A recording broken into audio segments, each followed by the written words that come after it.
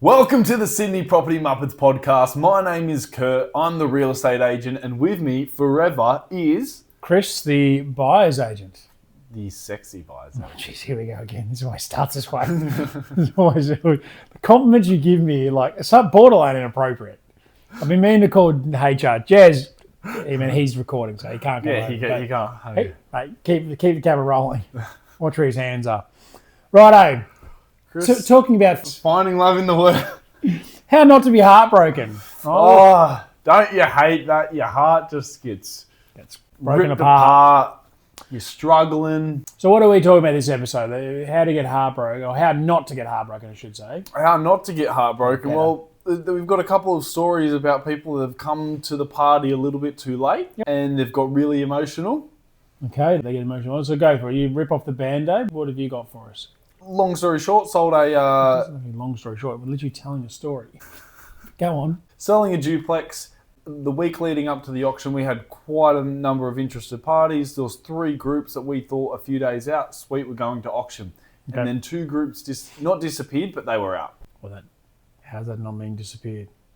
Oh, sorry. I they didn't didn't want to go say MIA. they didn't go. They didn't go, so they just worked out I that see. it either wasn't for But they them. weren't one of the numbers. Yep, okay. No. So we were left with a party that was downsized, ready to go. They were quite keen. The guide was around the 2.3 mark. Yep. And obviously we got 10% on the agency agreement, which is okay. around just over 2.5, which we were transparent. And so in negotiations, Around this level, yep. we're just like, okay, well, we're going to start seeing where they're at least if they're going to chuck out some numbers. Around the 2.5. And so the day of auction, the night before, we're already preparing, like we've come to basically an agreement on the numbers, but we're just getting through the deal. So the sales advice, working out the final little bits, there was a bit of contract things going on. Contracts are, yeah, get it. Comes to the final open home, 2 groups rock up. Yep. Now, this is the thing. People This is the day before the auction? No, this is the day of auction. We're on Wednesday. Day of so auction. we held open home. Party came Open through. home, what, 10 a.m. or something? The auction's at Exactly. 5 or something? 6. 6, okay, yep. But the deal's we're almost done. Okay. I'm not exactly sure. I'm the one there. My other colleague is dealing with it. So at this time, you're not aware things. You know the deal is sort of moving forward, but you don't know. You're not as close to it, but you're at the inspection. I'm at the inspection. Yep. So then we get asked, has there been any offers made? And so being fully transparent, we're like, there's been an offer being made. And the owner is considering that offer quite seriously. Okay, yep. Now, the reason why we can't be like, yep, something is going to be accepted, because we don't know if it's going to actually fall over. Yeah, you still got to be, but trying to be as transparent as you can. Transparent. Which then tends to lead to people being like, we're about to miss out. And they've been like, well, what if we liked it? Something along those lines. What if we liked it? I always say people want what they can't have. So if they hadn't known that the inspection was somebody there, they'd probably like, oh yeah, well, we'll think about it. But the fact they knew it was about to sell, it's like, we now want it. So where the offer or what was going to be done was somewhere between the 2.5 and the 2.55. Okay. Somewhere there. However, there was like, what if we put an offer through? And now obviously you've opened it. I had to open up a can of worms to say that there was, and I said to them, I was like, it's probably going to have to be near the 2.6s. Yep. Because I'm not wanting a deal to fall over just because someone's rushed in. They haven't even read seen the contract and all that. They haven't done a building report. Yep. So anyway, in saying that, they then chuck out, oh, what if we offer 2.48? Okay. And I was just like, no. Yep, because you already know it's above that sort of level. Yep. Yep. And so then I told them that, look, I can send you all the documentation. You're going to have to be quick. Told them up front they're going to have to be quick. Anyway, we're 2 hours later at between 1 and 1:30 at the property. Another one opening, and we get told that it's settled. Yep. Sorry, it's exchanged. So your colleague, I'm assuming Tony? Yeah, Tony. Running point on this, so that's why this information he was through. Running point with this specific negotiation. I get it. Now, 5 minutes before they then asked if we could send the building report through. 5 minutes before this? Yeah, 5 minutes before it exchanges, and I'm like, okay, cool, I will do that. I'll get onto that. Tony, then we're thinking a call's going to come through, so we wait 5 minutes. It does. That it has exchanged. Right. So then we call them back and say, it's now super sorry. Well, they were not happy. I said, I'm super sorry. It has exchanged. You've missed out. You come a bit late. However, let's try and find something for you and just try to get straight on the next thing. Yep. You can't do all. It was exchanged. And they were not happy. They thought they'd put an offer in. In their minds, they ended up then ringing. Because what they'd done is verbally said 2.48, but they hadn't actually signed a contract or sent anything. I hadn't said anything in writing. But in their mind, verbally saying 2.48. Even though I'd also rejected it. I know, but in them, I'm not defending them. I'm just saying why I'm trying to explain. Yes. In their mind, they put 2.48 forward. It'd been rejected, but they're thinking, oh, we're in a shot here. And all of a sudden, they hear it sold. But they didn't have a contract. They hadn't had a review. The other party was 10 steps ahead of them. X, Y, and Z. So I guess the lesson for the buyers out there is when you have come proper late to the party and an agent has appeared to be as open and transparent as you can. Yep. Is don't hang your hopes on something. I think also that thing of like, oh, don't get the FOMO.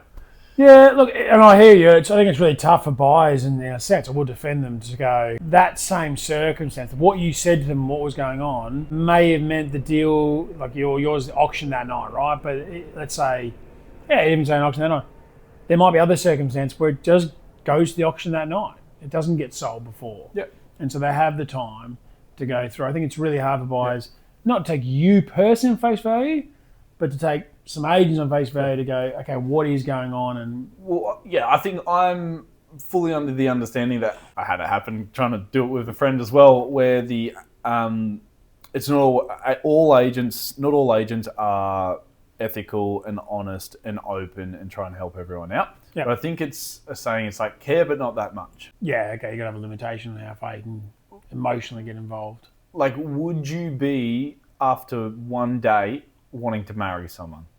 No. And that's effectively what. Yeah, but we also say that people spend more time buying a TV than what they do buying a property anyway.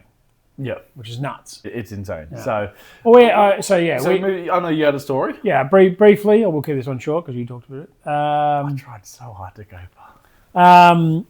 A client of mine looking around the inner sort of eastern suburbs around sort of Darcyville, Botany, with a limited sort of budget, but they had a budget.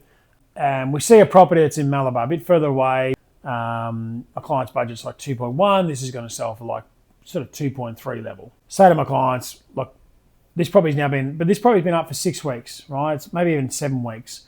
It was originally auctioned. The auction got cancelled. It's now got a sale price of 2.3. Said to my clients, like, and then they took a couple of days, came back and they go, look, we've been able to get to 2.3. Let's go have a look at it. I'm like, okay, great. Call the agent. Yep, you can get in, Chris, but the owner's a bit back and forth with opening it. So many times you can only get it on the weekend. Also, Chris, which you'd already said to me as part of it, we do have an offer of 2.1. It's quite a way away from 2.3. They really want 2.3. And I think it's, on paper, this property's worth 2.3. The following, we say, yep, let's book in. So we booked in to see the property. I think it was like 10 o'clock this Saturday. And then late yesterday afternoon, I get a notification to say property now under contract. Call the agent up. Hey, what's going on? And he just said, Chris, the people at 2.1 who had seen it, done the due diligence and so forth, came up to 2.3. We've got a deal. That's exactly what we needed to have happen. Call my client up and explain the situation. And they're okay. How did they handle it? Probably better than the one you described, but I think the wind definitely knocked out their sales because they went from our budget's this level, for that property we have to go this level, we have to rejig some finances, we'll do that to see this. So they invest a little bit of time and effort to do so. But all I said to them is, that property's been up for 6 weeks, 7 weeks. It was never going to be up for another 6 or 7 weeks. Like, it was going to sell. This is probably my point about when you see a property, you're one they've seen the day of the auction, or if you see a property, and just because it's been up for 4 or 5 weeks, doesn't mean it's bad, doesn't always mean it's bad, doesn't mean it's also never going to sell. Yeah. It actually probably means, if anything, it's like when you look for you lose your glasses. It'll be in the last place you look, right? Because you're getting closer and closer every time you unearth something. And in that scenario, it's probably likely to transact. Something's going to give. Either a buyer who's looking is going to come up, or the seller's going to come down, and you're going to be left without anything. With your heart broken. So then I think to sum up things, it's about when you see a property late during your campaign, maybe just don't get hooked up in everything. Yes. I think it's kind of the message we're saying there. Yep.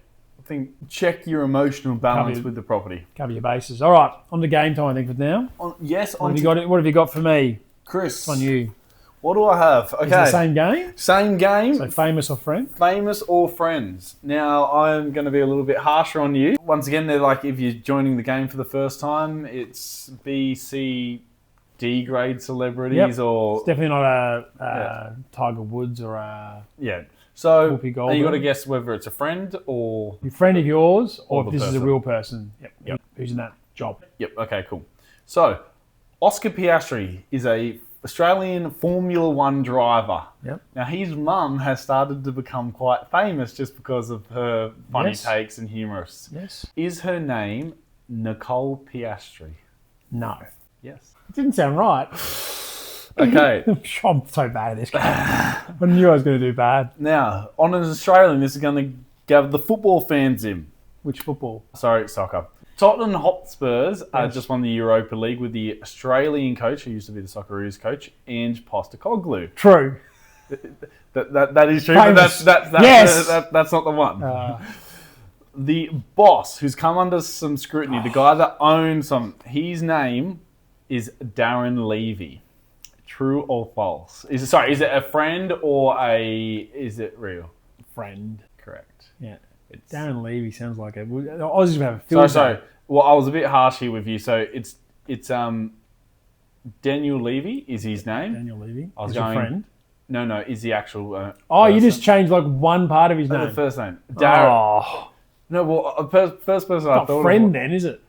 The family. Do you have a friend of that person? Darren. My uncle. And his last name? Lawfer. Not the same. Not the same game. You're making it up as you go. No. Okay. Red flag. That's us. Okay. I've recently got back into chess. Not good for you. The fourth best chess player in the world, Oh. Dalton Yates. Dalton Yates. Yates. Wait, God. So this is not a friend, though. It's either famous or you've made up a name. Correct? But isn't it? It's a friend. It's a friend. Is it a friend? You know someone called? It's a What's the name? friend What's the or is name? it famous? What's the name? Is it friend or What's the famous? name? Dalton Yates. That's a friend's name. That could be a friend's name. That could be a friend's name. It's a chess player. It's definitely my best mate from year 8. Shocking game. Look, the second question is okay. I'll give you a second question up for debate, but The one I got right. The one that's up for debate's the one I got right. but the first and third one that perfectly yeah, legitimate. no, they were, but you threw me the second one. I think boycott. Very good. Thank you. Toys out of the court. The game. Give us a share and a like where you're listening. But that's it from us from the Sydney Property Muppets. Please. All the best.